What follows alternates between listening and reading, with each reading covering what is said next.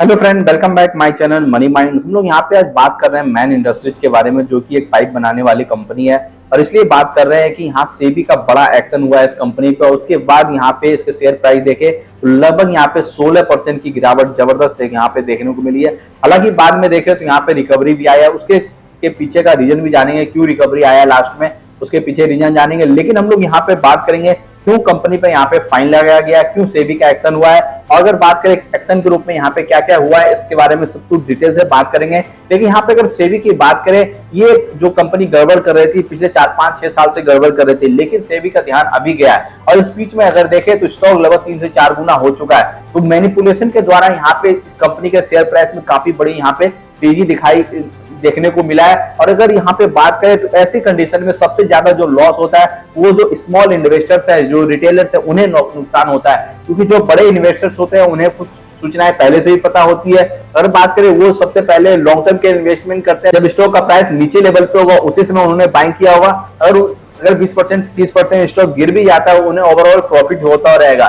लेकिन यहाँ पे सबसे ज्यादा नुकसान यहाँ पे रिटेलर्स को होता है, क्योंकि वो 1-2 मंथ 3 मंथ के लिए स्टॉक बाय करते हैं, ऊपर के लेवल पे बाय कर लेते हैं। अगर ऊपर के लेवल की बात करें तो स्टॉक लगभग 400 से ऊपर जा चुका था, और अगर बात करें तो लगभग 340 के आसपास यहाँ पे ट्रेड करता हुआ दिख रहा है। तो ऐसे में देखें तो रिटेल इन्वेस्टर को यहाँ पे बड़ा नुकसान होता है, जो कि सेबी को सोचना चाहिए कि हमें और चीजों को ज्यादा वॉचफुल होना चाहिए, कंपनी को ऐसे एक्टिविटी में इन्वॉल्व होने से बचाने के लिए। तो चलिए हम लोग जानते हैं कंपनी ने क्या किया है और क्या यहाँ पे फाइन लगाया गया और क्या पेनल्टी लगाया गया और सेबी का क्या एक्शन हुआ है। उससे पहले आपसे रिक्वेस्ट होगा प्लीज चैनल को जरूर सब्सक्राइब करें, काफी कम सब्सक्राइबर हमारे चैनल पे, इसलिए आपसे रिक्वेस्ट होगा प्लीज चैनल को सब्सक्राइब करें, ताकि स्टॉक मार्केट और फाइनेंस रिलेटेड आपको जेन्युइन इन्फॉर्मेशन मिलता रहे और मुझे भी इससे सपोर्ट और मोटिवेशन मिलता है। तो चलिए बात करते हैं हम लोग कंपनी ने क्या फ्रॉड कर रही थी। यहाँ पे बात करें कंपनी के बारे में तो मैन इंडस्ट्रीज का एक सब्सिडी कंपनी है मैरिनो शेल्टर, एक सब्सिडी कंपनी, और सब्सिडी कंपनी के जो रिपोर्ट फाइनेंशियल रिपोर्ट थे उसे लगभग फाइनेंशियल ईयर 2025 से लेकर 2021 तक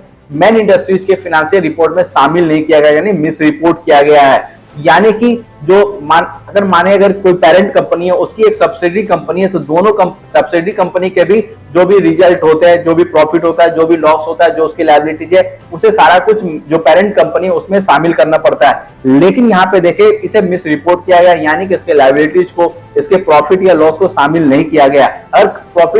अगर बात करें यहाँ पे इसके सब्सिडी कंपनी की, तो कुछ ना कुछ यहाँ पे गड़बड़ हो रही होगी, इसलिए शामिल नहीं किया गया। अगर शामिल किया जाता तो ओवरऑल जो मैन इंडस्ट्रीज का जो फाइनेंशियल पोजीशन है उस पर यहाँ पे इंपैक्ट देखने को मिलता। अगर यहाँ पे बात करें मैन इंडस्ट्रीज के बारे में, तो पिछले 3-4 साल में स्टॉक लगभग 3 से 4 गुना हो गया। अगर बात करें यहाँ पे पिछले 3-4 साल पहले स्टॉक 100 के आसपास ट्रेड कर रहा था, लेकिन अभी बात करें तो 400 के आसपास यहाँ पे ट्रेड करता हुआ दिख रहा है। तो ऐसे में देखें तो काफी यहाँ पे गड़बड़ हुआ है, उस वजह से काफी यहाँ पे रिटेल इन्वेस्टर यहाँ पे फंसोगे। अगर यहाँ पे बात करें कंपनी के बारे में, तो जो सेबी का पेनल्टी लगाए लगभग 25 लाख के आसपास का पेनल्टी लगाया है कंपनी पे, इसके जो टॉप एग्जीक्यूटिव है उस पे लगाया गया, और इसके अलावा जो टॉप एग्जीक्यूटिव है उसे लगभग सिक्योरिटी मार्केट से लगभग 2 साल के लिए बैन कर दिया गया है। जैसे में बड़ा यहाँ पे सेबी का एक्शन होता हुआ दिखा है। अगर यहाँ पे बात कर रिकवरी की, क्यों रिकवरी आया, इसके 2 वजह है। पहला यहाँ पे वजह है कि कंपनी की तरफ से क्लेरिफिकेशन आया कि कंपनी के यहाँ पे ऑपरेशन पे इसका कोई इफेक्ट नहीं दिखने को मिलेगा। सेकंड अगर देखें तो स्टॉक का यहाँ पे 330 के और 340 के आसपास जबरदस्त यहाँ पे सपोर्ट है, उस वजह से यहाँ पे रिकवरी देखने को मिला। अगर नेक्स्ट सपोर्ट 330 के बाद बात करें तो यहाँ पे 300 के आसपास का यहाँ पे सपोर्ट है। अब देखना होगा कल की यहाँ से स्टॉक फर्दर यहाँ पे रिकवरी दिखाता है, यहाँ पे फिर से जो आज का लो है उसे ब्रेक करता है। अगर आज के लो को ब्रेक करता है तो यहाँ पे स्टॉक फिर से 330 और उसके बाद 300 के आसपास आ सकता है। लेकिन अगर यहाँ पे बात करें कि जिस तरह से रिकवरी आई है, लेकिन इसके बावजूद भी यहाँ पे कंपनी पे जो खतरा है वो अभी कम नहीं हुआ है, क्योंकि अगर जो इनकी सब्सिडी कंपनी है उसमें कुछ ना कुछ गड़बड़ चल रही होगी, इसलिए यहाँ पे इसके रिपोर्ट को शामिल नहीं किया गया।